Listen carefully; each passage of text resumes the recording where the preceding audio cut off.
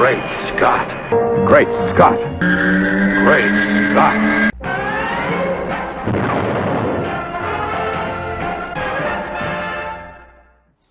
Hello everyone, and welcome to another episode of Great Scott. I'm Scotty V.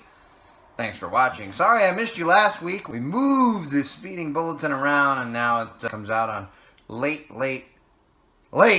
Tuesday, I guess, evening, midnight or something, and I was still on my normal clock of getting around to doing the show around Wednesday or Thursday and sending it off to Steve.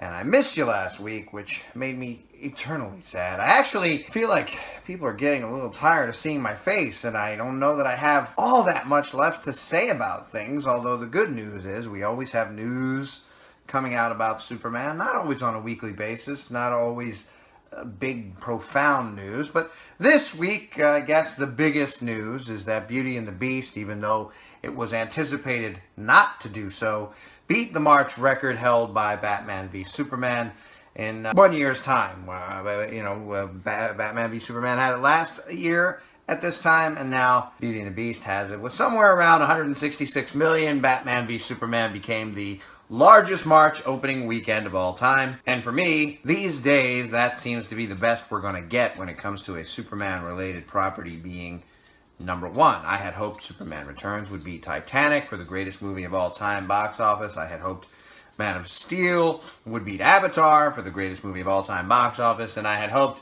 Batman v Superman would at least hold up its March record, because March, historically, hasn't been really known as a month for big blockbuster movies. Now, let me explain something to you and why you shouldn't be that upset if you are a Superman or a Batman or a new DC Universe movie fan. You shouldn't be too upset. The reason is, Beauty and the Beast has a huge following of multi-generations. Now, you could say, well, so does Superman, so does Batman. Yes, but there's a lot of adults that just don't really get superheroes. There are a lot of adults that don't get Disney movie singing cartoons. But many, many, many adults, almost all, at some point in their childhood were either forced or enjoyed or just was the way it was done, and still is to an extent.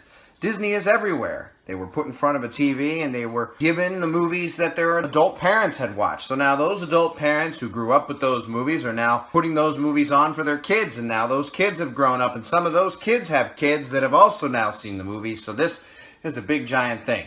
The Superman-Batman thing is a small universe now. Currently, the movie universe has only been going for a short time. It's not the Superman that some of the fans liked with Christopher Reeve and now don't like the new Man of Steel direction. It's not the Superman of George Reeves that couldn't get over George Reeves not being Superman and weren't big fans of the Donner movies. It's not all-inclusive, whereas Beauty and the Beast is kind of the same movie with some different scenes added in, a couple of different songs, but all of the stuff from the cartoon that everybody loved from their youth. So now you have a mom, a dad, a kid, all going to the movie. And one thing that DC has done that I believe has hurt them, even though I'm a fan of it, I'm a fan one way, but I'm bothered another way because I want children to be able to enjoy Superman. They've made them very adult. DC Extended Universe is very adult, and I've come to realize that that's actually one of the biggest problems that non-fans or people who have had a problem with it, that's one of their biggest problems, is that Superman is for kids. Superman should be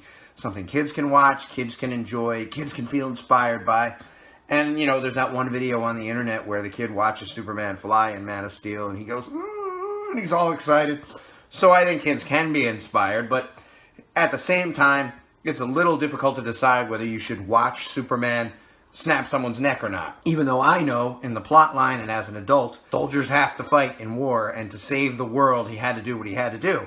They might want to choose a Disney movie instead, where that's not happening, although Gaston, falls to his death off the thing, and almost every villain dies in many Disney movies, so it's not exactly all laughs and giggles either in a Disney movie, but that's the reason why I thought it was very possible Beauty and the Beast would steal the March opening weekend. And that is why they did. Good news, we have Wonder Woman, we have Justice League, and hopefully we will have another Superman standalone movie sometime soon. Thanks everybody for watching, and remember, always look up in the sky.